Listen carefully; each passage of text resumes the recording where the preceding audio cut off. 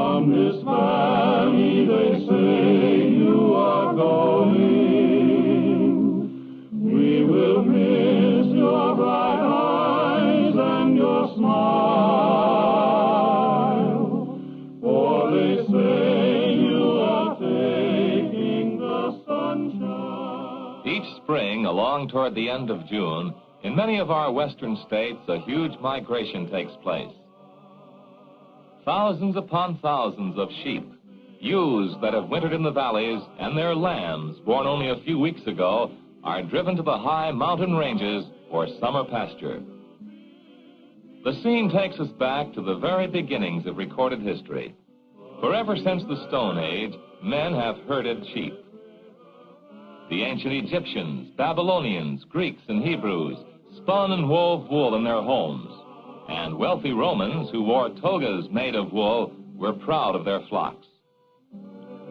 Over the centuries, there have been hundreds of breeds of sheep, but today only a few are of commercial importance. At a very early date, Spain developed the merino for its unusually fine wool, and this breed has had more influence on the sheep of the world than any other.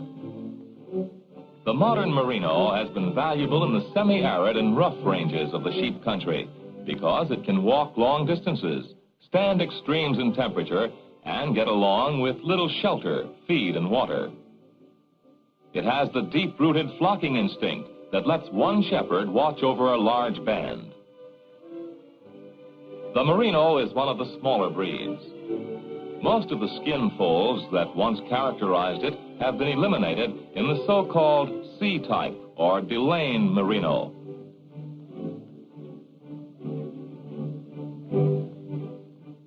Coming from the same basic stock as the merino is the Rambouillet.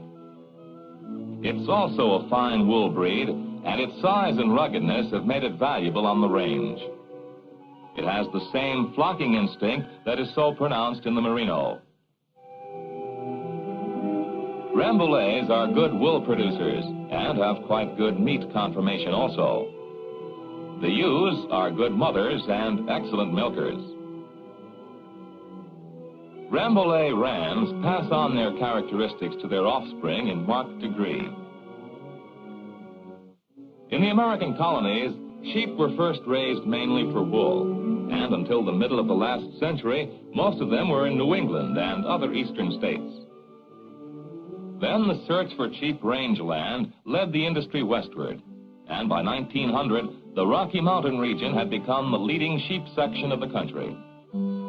Today, about 70% of our sheep are in the 17 western range states.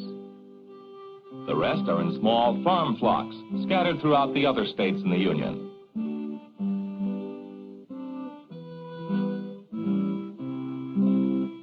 Sheep pay dividends twice a year, the first being the annual wool clip. On the range, shearing is a mass production operation compared with the shearing of farm flocks, but in both cases, skill and experience are needed. Shearing time in the spring is set by the weather, and the fleece is not usually removed until the danger of cold rains and snow is past.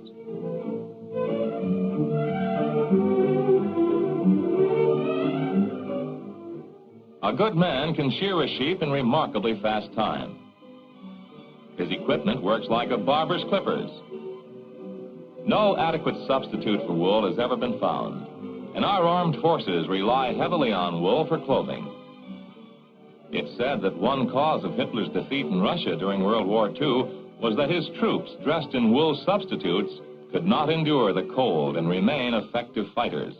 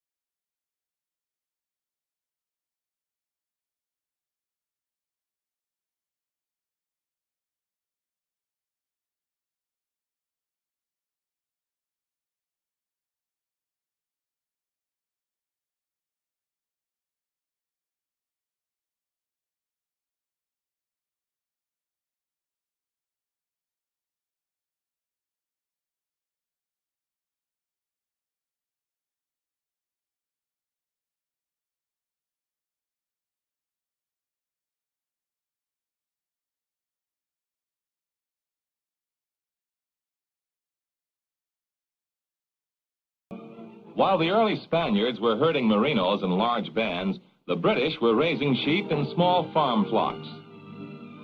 The English breeds did not have the fine wool of the merinos or Rambouillets, and the British began early to develop a better meat-producing animal. An outstanding example of a meat-producing breed is the Southdown, which has an almost ideal meat conformation, reminding one somewhat of the modern blocky beef steer. It's often pointed out that sheep are the only animals that make a prime product on grass alone. The popularity of the Southdown is spreading westward. The lambs mature early and reach market condition at light weights. The carcass is a favorite where small cuts are in demand. Southdown fleece is the finest of the medium wool breeds, but few ewes will shear more than 6 or 7 pounds of wool. Southdowns have been popular for crossbreeding in Kentucky and Tennessee.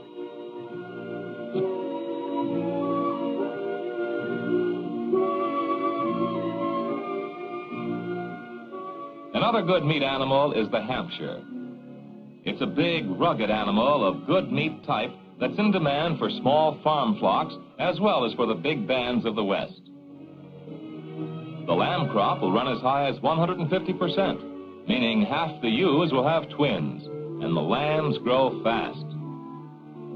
Hampshire rams are more widely used for crossing than the rams of any other breed. One of the fastest growing breeds is the Suffolk. They're active sheep and rustle well for food, besides being hardy. Stockmen in the Southwest have found that Suffolks stand the heat well, and there are flocks in most of the western states. Suffolk ewes are very prolific, and they're good milkers, so their lambs are heavy at weaning time. They give an excellent carcass with a high dressing percentage. The small head and shoulders make lambing easier for ewes that have been bred to Suffolk rams. The swing in emphasis from wool to wool and meat makes body conformation important. Lambs will dress out a little less than either cattle or hogs, 45 to 55% saleable meat from a live animal. As you might expect, the 2 hind legs give the most meat, on the average nearly a third of the dressed weight. Roasts and steaks are cut from the legs.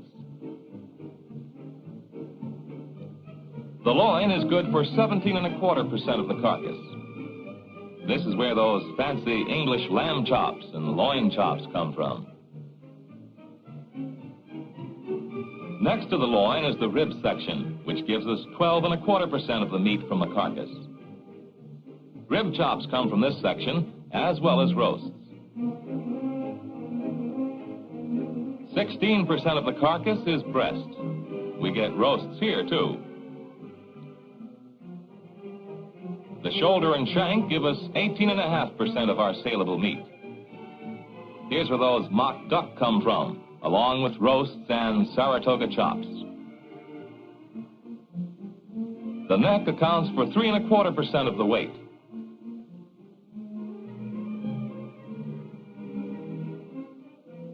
This drawing gives an idea why breeders have been trying to develop good meat conformation along with good wool production. The American taste for lamb has not been developed as well as our taste for some other meats. Last year, Americans ate 73 pounds of beef per capita. We ate 62 pounds of pork apiece. Each of us ate 29 pounds of chicken.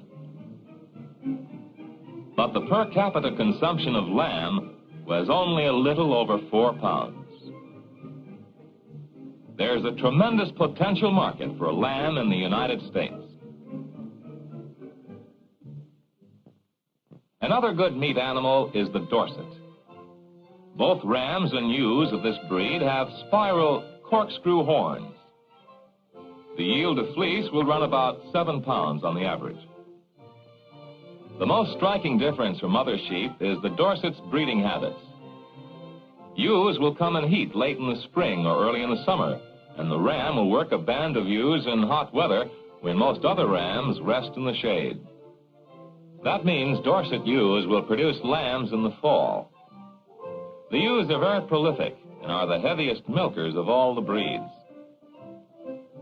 Dorsets are well adapted to hothouse lamb production and are popular in the East, where the best markets for early lambs are located. The biggest of the medium wool breeds is the Oxford. It doesn't have the carcass quality of the Southdown, but it shears more fleece than any of the other medium wool breeds. 10 to 12 pounds is about average for an Oxford ewe, but some shear as high as 15 pounds of wool. The lambs are big too, 9 to 10 pounds at birth, and they grow fast. Oxfords have wool on the face, but not enough to cause wool blindness. The breed is prolific, and the rams are used on small ewes to produce bigger lambs and to increase wool production. A middle-of-the-road breed combining meat and wool qualities is the Shropshire. Its most distinctive feature is a complete wool covering, including the face and legs. It will shear perhaps 10 pounds of fleece a year. Shropshire ewes have a lot of twins and triplets, and next to Southdowns, the lambs reach market condition as early as any other breed. The ewes are good milkers and produce active lambs that will weigh from 7 to 10 pounds at birth. Shropshires are especially popular in the Middle Western states. The rams are often used on grade farm flocks. In an effort to correct a tendency toward wool blindness in the Shropshire, at least one breeder has imported from England a British-type Shropshire ram with a clean face. One of the prettiest breeds is the Cheviot, and wealthy people often keep flocks on their estates because they are so decorative. The Cheviot is one of the smallest breeds, but it also is one of the hardiest. It can stand cold, stormy weather, and being a hill breed, is very active.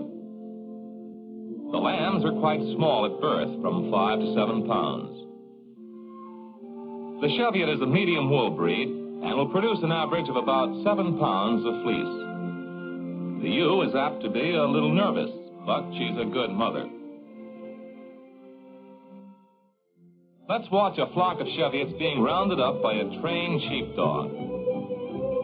Dogs have always been both a blessing and a curse to sheep raisers, but a well-trained border collie can be a great help and time saver.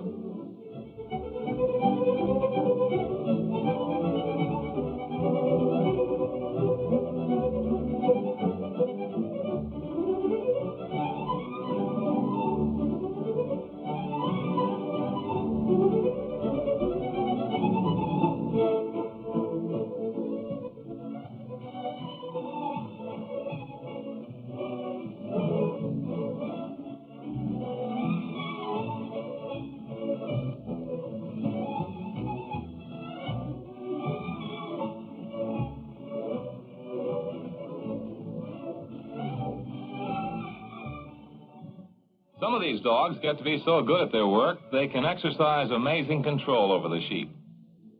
This collie, for instance, is going to bring in 5 skittish ewes from the distant pasture, herd them through a narrow gate, and then into a small enclosure.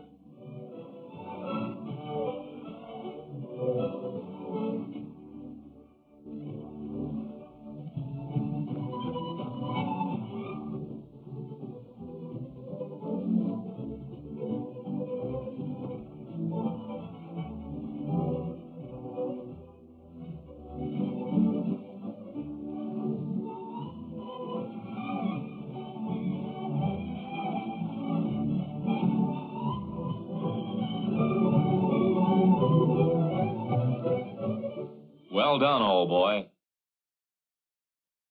Let's follow along with the members of a Breed Improvement Association to see some Corriedales. The Corriedale was developed by crossing Merinos and Lincolns. Line breeding and careful selection have produced a new breed with many of the desirable qualities of both ancestors. It was brought into the United States from New Zealand in 1914, and its popularity has spread remarkably since then. It was used first on the range and in the mountains, but has become a popular farm flock sheep in the Midwest and the East.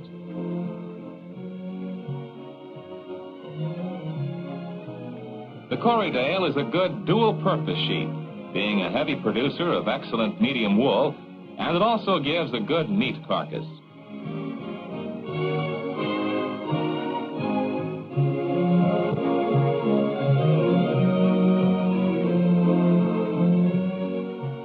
A breed that has gained much popularity in the West is the Columbia.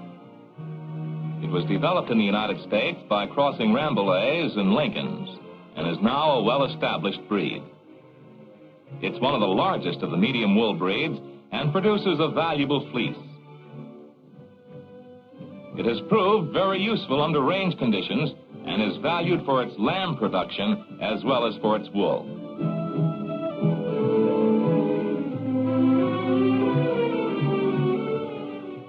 Of the 200 breeds of sheep that exist today, you've seen examples of some of the most popular. Each has its boosters, each its strong points. Each exists because a breed that is well adapted to the Middle West may not necessarily be best on a Texas ranch. And raising sheep on a Pennsylvania farm is quite different from raising sheep in the Rocky Mountains. A good example of Rocky Mountain sheep raising can be seen in Colorado. Nestled between the Sangre de Cristo Mountains on the east and the San Juan Range on the west, the San Luis Valley of Colorado offers a typical example of western sheep raising. Here, large herds are wintered on farms in the valley, and here the ewes have their lambs in the spring. Here, too, as in other parts of the country, valley sheepmen depend on their friend, the Texaco man, for quality petroleum products. It's an interesting fact that high altitudes demand a different gasoline than low altitudes. To guarantee top performance, Texaco gasolines are changed to fit local climate and altitudes. Since lambing more than doubles the size of each herd, the problem of summer pasture becomes acute. And toward the end of June, the sheep are moved to the mountains to graze on government range land. The bands may number 2,000 head each, and for the week or 10 days of the drive, sheep have the right-of-way on the highways. Many of the bands walk all the way from the valley to the mountains.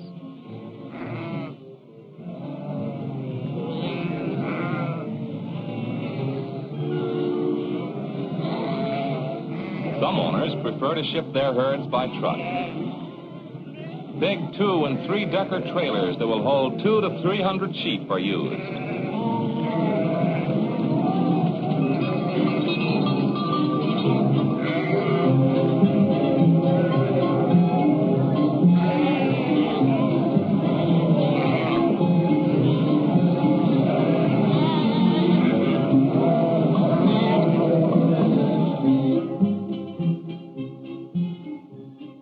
Trucks can make the run to the mountains in a few hours, whereas the walking bands may spend nearly a week on the trail.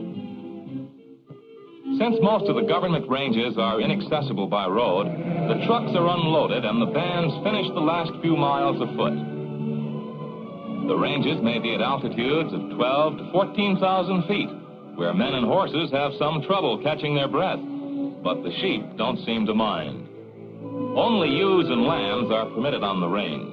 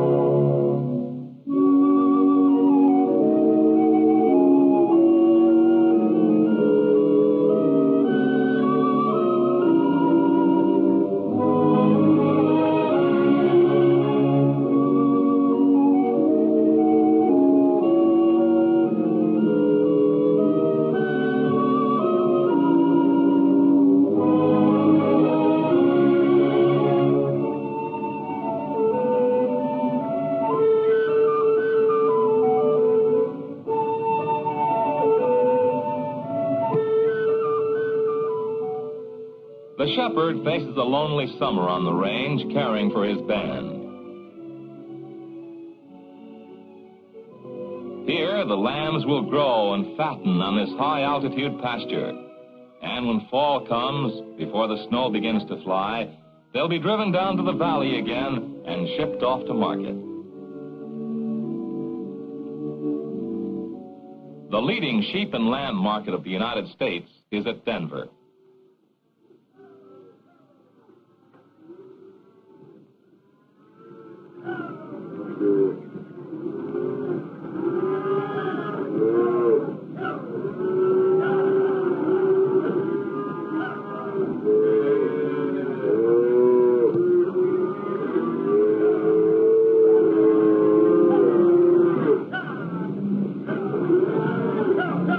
Colorado lambs are considered basic price setters in the industry. As many as 70,000 sheep may be received here in a single day. Not all the lambs received are slaughtered. Thousands from the range will be reshipped for further fattening on farms and feedlots. It's a peculiarity of the business that most of the lamb raised in the West is sent to the East Coast. There is a good market for lamb in California, but most of the lamb raised in this country is eaten in New York, Boston, and other large eastern cities. Sheepmen usually don't need to count sheep to help them go to sleep, but they do count their herds regularly and become quite expert at it. Some count by twos and some by fours, and a helper keeps track of the hundreds. And speaking of counting sheep, it's a matter of concern that our sheep population is smaller today than it was during the Civil War. Australia, Russia, Argentina, and India all raise more sheep than we do, and we are forced to import 65% of the wool we need.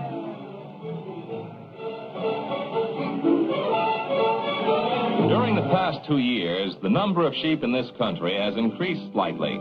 But there is room for many more sheep, both on the range and in small farm flocks. It's often said that sheep return more per dollar invested than any other kind of livestock.